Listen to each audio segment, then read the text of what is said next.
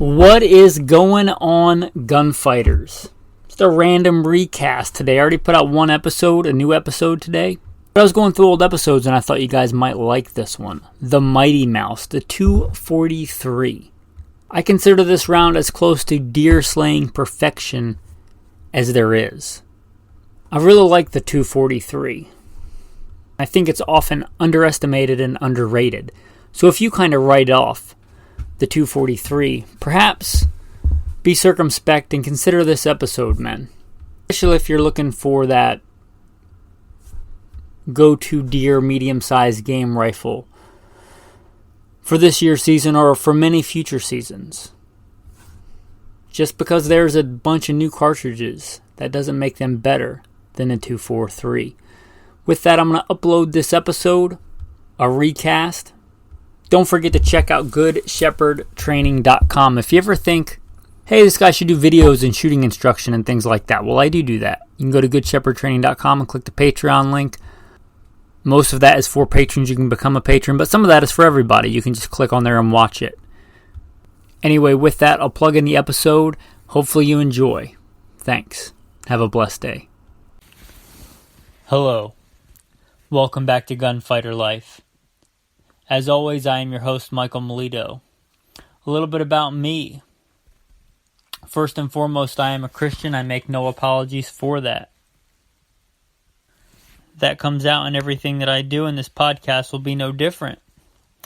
I started this podcast. I wanted the gun community to get some real-world perspective in it. I know that a lot of opinions and things are floating around out there, and there's nothing wrong with that. And I certainly have my own biases, but hopefully they're rooted in some real-world experience. I started shooting at a very early age. Some of my earliest memories are hunting and shooting. I did my first formal shooting competitions even before I was old enough to join the Marine Corps, and I joined the Marine Corps at 17. So I started competing at a very early age. I've won more competition shooting events than I can remember. State rifle and pistol champion a few times over. I've competed in everything from precision rifle to action pistol, a steel challenge. If you don't know what those are, don't worry about it. I grew up, like I said, hunting and shooting at a very early age. I've been very blessed to hunt all over this beautiful country, everything from whitetail on the East Coast and mule deer on the West Coast, and elk and bear and wolf and all manner of things, all manner of beasts that roam the earth I've been able to take and hunt and have dominion over, and I'm very blessed for that. I joined the Marine Corps at 17, where I did several combat tours. After my combat tours, I was an urban warfare instructor for the Marine Corps, where I taught urban warfare and desert warfare. After my time in the Marine Corps was up, I went to work for law enforcement. I worked for LAPD. I worked patrol assignments and more specialized assignments. I also served in the U.S. Army full-time and part-time National Guard. In addition to that, I've been a private contractor. I was a commander of an SRT team, a special response team for a fairly large metropolitan area in the United States. I won't get into any more detail about that. I'm a shooting instructor. I've been a professional shooting instructor for a long time. I'm an FBI certified firearms instructor, NRA certified. I taught at one of the largest private schools for shooting in the country and probably the world by that measure. And I've done that. And I'm certified in a bunch of other three-letter government agencies that I don't care to mention. I've been a professional hunter and guide now. I gave up my big city career as an SRT commander to come out in the country because I miss the country and hunting and shooting and teaching people how to shoot. And I am a professional hunter and guide. So not many people in today's day and age can say they professionally hunt buffalo and elk and things as a guide, but I'm very blessed to be able to do that. So that's a little bit about my background and experience. Today, our topic is going to be the 243 as a cartridge. A little bit about the history of the 243 as we get into today's topic. So the 308, we can't talk about one without the other because the parent case of the 243 is the 308. Now, the 308 came about in the early 1950s. I'm not exactly sure when it saw military adoption, but it came out as a commercial cartridge in the early 1950s, And by 1955, somebody had already decided to what they call neck it down. So they took the 30 caliber .308 inch bullet and put in a .243 or 6 millimeter bullet, and that gave it as far as ballistics go, a lighter, faster bullet. So think about it simply this way: if you're not big into ballistics nerds and calculation stuff like I am, you take a 308 and you put a smaller bullet in there with the same amount of powder, give or take, which makes it go faster. So you have a lighter, faster bullet. Generally, they're talking anywhere from 55 grains to 100 grains. I know you can get probably some lighter and some heavier, and you can hand load, which I've done plenty of, and this or that. But generally, you're talking a 55 grain bullet to a 100 grain bullet is pretty typical for a 243. So it came out, I believe, in 1955 in the model Winchester Model 70. Verify that for yourself. But I believe that's correct, 1955 commercial adoption. So it's been around a while, and it's pretty popular. And it's pretty popular as like a woman's and a youth's cartridge. And I'm here to tell you why maybe that's not the best reputation for it. It's good at a lot of things, but it's kind of known for that, like youth rifle, somebody's first rifle, a 243. Great Whiskey Myers song if you want to look that up. My first rifle was a 243. Great song. But anyway, it is a lot of people's very first deer hunting cartridge for good reason. I guess nowadays a lot of people are getting into deer hunting with a 223, but 243 I would say is definitely a great choice for your first deer rifle. But why it doesn't necessarily have to be a choice for that. So what is a 243 great at? Well, it's got a pretty wide range of bullets. Like I said, in that 55 grain, that lighter end of the spectrum, it is a great varmint cartridge. It is great on varmints. It's great on coyotes. It's great on anything from like woodchuck, rockchuck size stuff to coyotes in that 55 grain bullet. It's great for that. You step up to a little bit heavier bullets. You know, the 75 grain would be kind of my minimum recommendation for deer. 75 grain to really good choice to 85 grain up to the 100 grain. So those are great, solid. The 75 grain, 85 grain, 100 grain soft point bullets are great for deer. Deer size medium game, I think, is where the 243 really shines. And not just for the beginner, for anybody. It is a great medium, light-skinned game. We're talking whitetail deer, mule deer, blacktail deer, anything like that. It is great for that. And you can take larger game. I'll get into my experiences with 243 a little bit later. We'll save that. But you can take larger game, but it really excels at the whitetail deer. And it really excels. It's a good long-range performer, but it really excels in like a nice, lightweight, handy rifle with your traditional powered optics, with taking shots anywhere from, close in 25, 50 yards out to 300, 350 yards.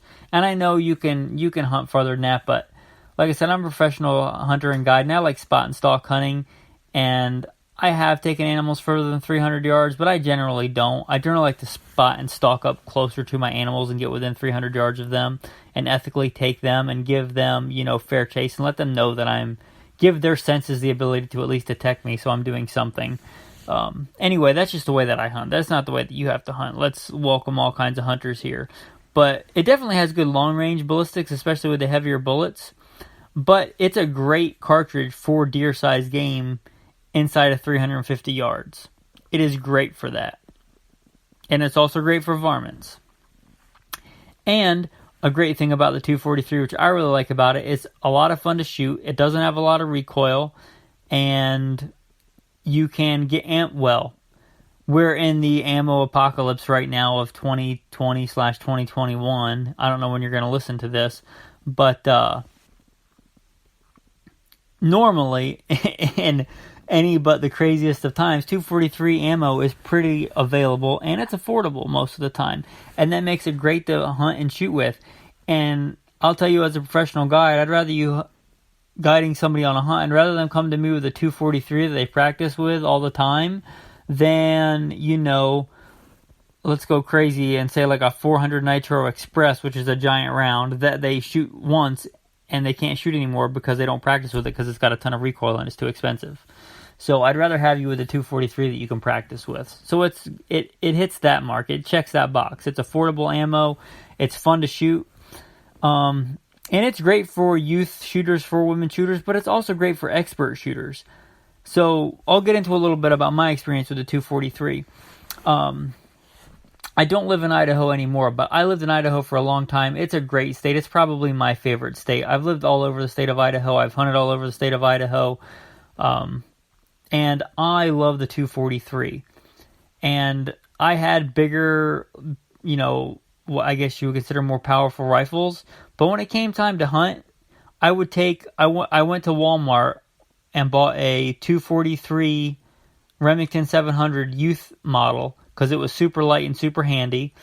And I hunted everything with that I can't say everything. I never took like a moose or anything because I never drew a tag. But I took several elk. I took a wolf. I took more deer than I can recall with a 243. It was light. It was handy. And I would hike up and down those mountains all day. And if you've ever been to Idaho and seen like the Sawtooth Mountains and the Sawtooth Wilderness and known the vast expanses of that, you could see where a light, handy rifle would come in handy. And I still hunt with a 243. I still take it out. It still is with me around the ranch here where I professionally guide. It's great for coyotes. It's great for taking out deer that get injured or wounded or have their back ends pulled out by coyotes or whatever. It's a great all-around gun. That 243 is what, when I took my wife out for her first sheep hunt, I have a lot of really nice rifles. You know what I grabbed for her and had her practice with and had her take out on her first sheep hunt? I had her take out the 243 Remington 700 youth model. It's light, it's handy, it doesn't have a ton of recoil, it's a blast to shoot, it's great. So that's a little bit about me and my experience with the 243. Like I said, I've taken elk with a 243. I would not recommend that. It's not like, I would never say that that's like the best elk cartridge by far. I'd also say if you're going to do that, it's an expert's round for elk. You need to be even closer than 300 yards, and you really need to pick your shots. I gave up quite a few elk because they just didn't present a perfect shot. And with a 243, I want like a good quartering to me neck shot or a good quartering away where I can get in between the rib cage and really do some massive damage inside that elk chest cavity. And I know with that being done, that elk will go down. But I would not recommend that for like a go-to elk cartridge.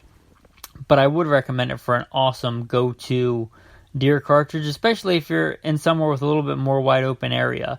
If you're hunting east of the Mississippi and you're hunting a piece of land where your longest shot is, 50 yards, 75 yards, which is not uncommon in the east with all the briars and brambles and everything, then you may be better served with like a 30-30 or a 35 Remington or something like that. But if you're anywhere where you might get a shot out to 200, 300 yards on deer-sized game, 243 is amazing. It's an amazing cartridge. My favorite load for that, I hand-loaded for it for years, is I won't give any specific load data because you need to consult a reloading manual for that if you're going to reload, but 85 grain Sierra Game King. I've taken a lot of game with that 85 grain Sierra Game King loaded on top of a charge of Varget and a 243. That's a great load. I don't even load it to max. I load it a little bit under max, but it is just dynamite on deer size game.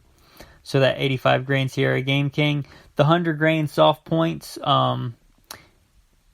those I'd really take a look at. I like the 100 grain soft points by Federal, and that really depends more on your rifle. Whatever your rifle likes. My rifle liked those 85 grain Sierra Game Kings. It also likes the 100 grain Federals, but any kind of like 100 grain soft point, the Remington Corlocks, be a pretty standard deer load. Like I said, your Federal soft points would be a good go-to deer round. Whatever the Winchester, white box, 100 grain soft points, like I said, affordable. Any of those brands or any of those bullets are pretty established as taking deer.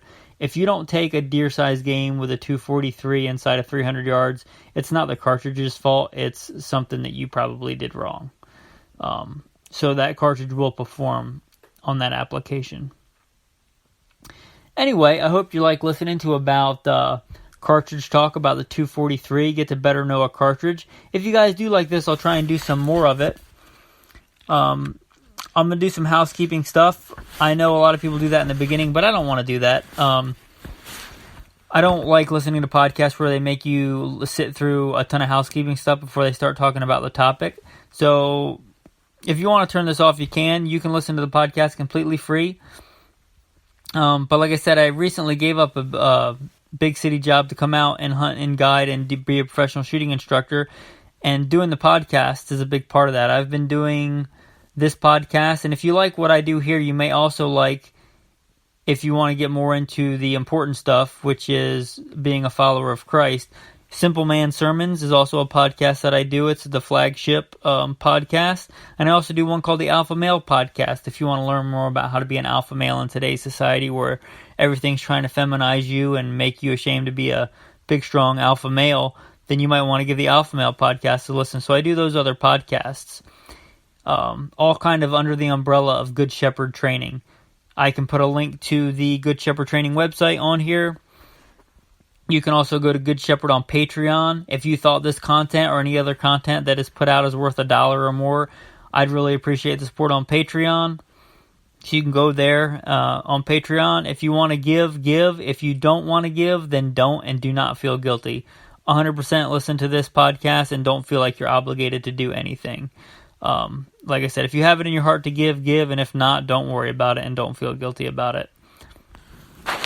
If you do want to get involved on Patreon, I just set up Patreon, so there's not, I guess what I'm saying is you guys are the community. I consider this like a community podcast. I might do it, but it's for you guys and for us. So whatever you want on Patreon, if you want me to do like an EDC bag dump or give some like pro tips for like guiding and shooting and hunting on the Patreon, or, you know, if you want to have like some kind of fireside chats where you ask live questions, whatever you guys are into, you know, send me a message on the website or send me a message on Patreon and let me know what kind of things you would like, and I'll make that happen for you guys, because the Patreon will be for the community, for you guys. So if you guys want to chat with each other, if you guys want, you know, whatever you want, alpha male dog tags, you know, whatever kind of things you guys want from that, you let me know, and God will provide on that, I'm sure. So like I said, look us up, Good Shepherd Training. I'll put a link to the website, Good Shepherd Training on Instagram. You can also listen to Simple Man Sermons, the Alpha Male Podcast, and any past episodes of Gunfighter Life completely free. I also do, like I mentioned, professional shooting instruction, professional guiding, and professional training. You can find all that on Good Shepherd Training if you're interested. I really appreciate and I'm very humbled that anybody listens to these podcasts, but they have done quite well, and I'm very humbled for that, and I just want to say thank you, and have a blessed day.